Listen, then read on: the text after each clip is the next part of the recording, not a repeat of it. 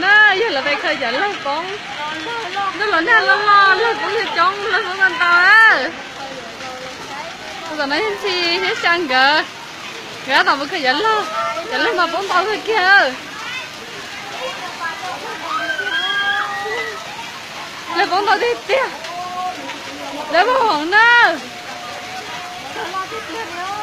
ô thọ bốn nó bỏ rồi ô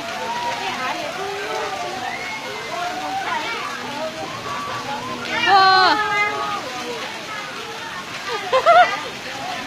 tôi nói á sai cái gì á wow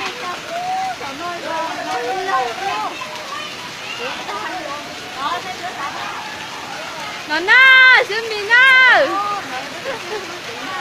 xin mình nó lơ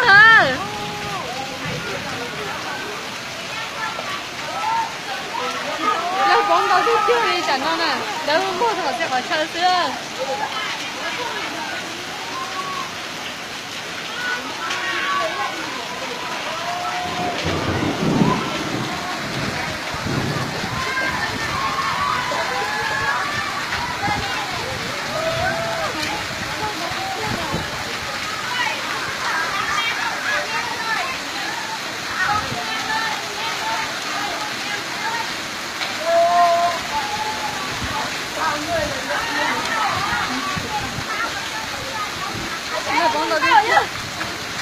lấy bóng đâu đi chơi nữa